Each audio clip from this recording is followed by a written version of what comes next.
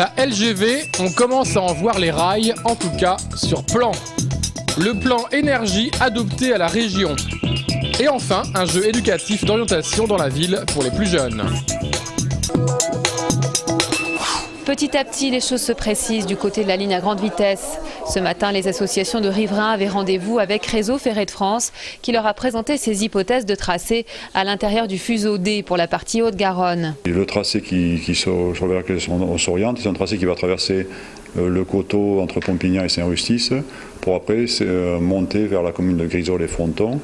Et ensuite rejoindre l'autoroute et longer l'autoroute jusqu'à Camsas. On est en train de rentrer dans les détails, donc ça veut dire que sur les cartes qui nous sont présentées, eh bien on voit très clairement les maisons qui vont être impactées, non impactées, et ça au niveau émotionnel c'est quelque chose de très dur à voir. Si RFF privilégie le fuseau D en mettant de côté le fuseau longeant l'autoroute A62, c'est le gouvernement qui devrait trancher sur la question dans les jours qui viennent.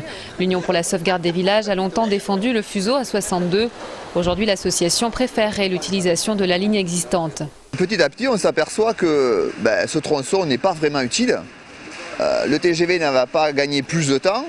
Donc à quoi ça sert de mettre 1,3 milliard sans gagner plus de temps pour autant? La balle est donc dans le camp du ministère. En attendant, l'association TGV Raisonné appelle à un rassemblement samedi matin à Saint-Jory contre le fuseau A62. Le plan Midi-Pyrénées Énergie adopté ce matin au Conseil régional, ce plan décennal de 260 millions d'euros prévoit des mesures comme la rénovation énergétique de 70 000 logements énergivores entre 2011 et 2020. Seul le groupe Ozon Midi-Pyrénées s'est abstenu ce matin. En termes d'impact écologique, c'est inexistant. On escompte une baisse de la consommation énergétique de Midi-Pyrénées de 0,75%. C'est-à-dire quasiment rien. Pour comparer, c'est le même effet que si chaque Midi-Pyrénéen dans son logement installait 2 ampoules à économie d'énergie. Chacun aura compris que Ozon Midi-Pyrénées a trouvé un argument pour ne pas voter pour en s'abstenant.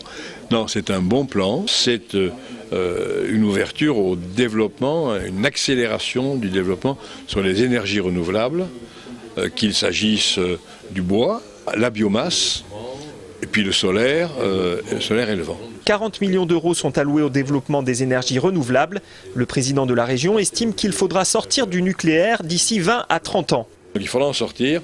Et là, il faut à la fois les énergies renouvelables et puis de nouvelles technologies. Le plan énergie devrait permettre la création de 2500 emplois par an.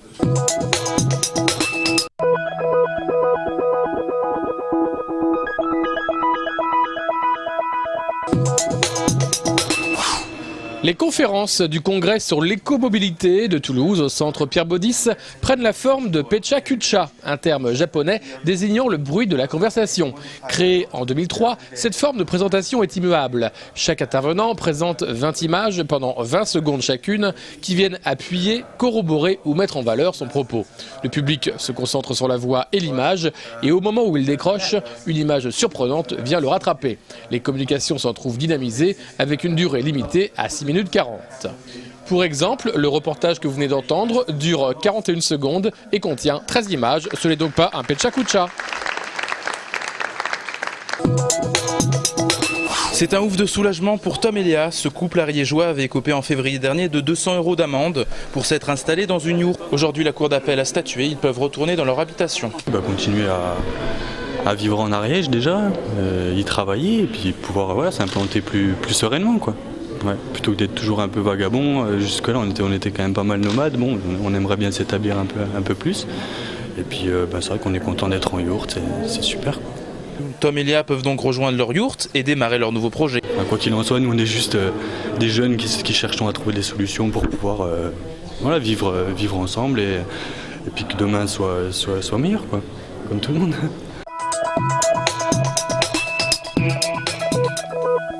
Les forains mécontents, ils voulaient Saint-Michel, on leur propose le Zénith.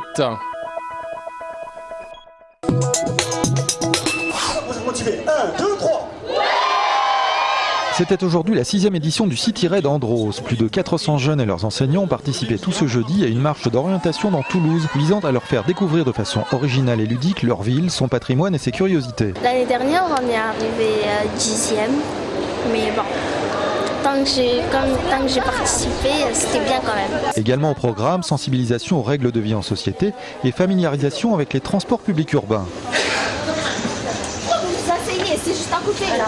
C'est peut-être une règle aussi de laisser descendre les gens dans le métro avant de monter. Ce qui me plaît, c'est la découverte des paysages, apprendre des choses incroyables.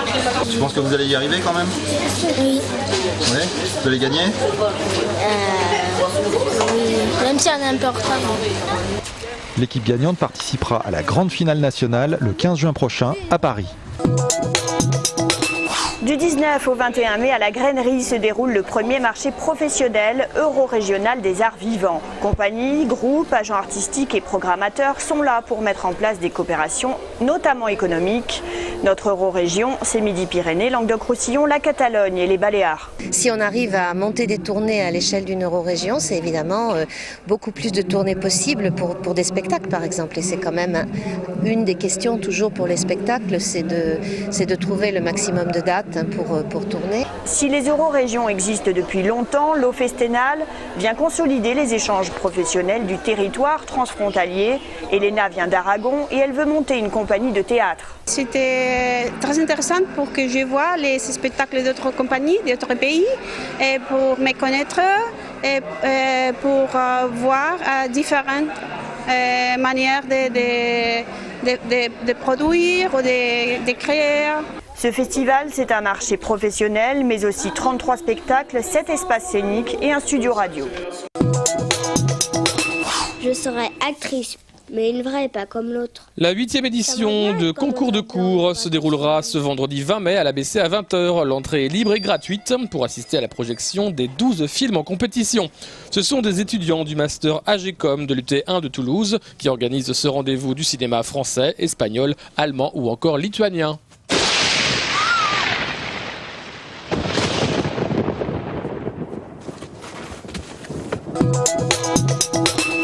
Toulouse est en danger avant d'affronter Bordeaux. Inutile de rappeler les enjeux. Il y a le maintien, il y a le fait que c'est le dernier match à domicile, il y a le fait que c'est un derby, il y a tout est réuni pour que, au moins au niveau de l'état d'esprit, on soit vraiment dedans. Et je sais que quand ce groupe-là est bien au niveau de l'état d'esprit, il est capable de faire de très bonnes choses. Des bonnes choses, les Toulousains en sont capables. À l'aller, il s'était imposé. Quant à Mauro Cheto, il fera ses adieux au stadium. C'est particulier, ça fait 4 ans que je suis là, donc il y a un peu de tristesse en quelque part.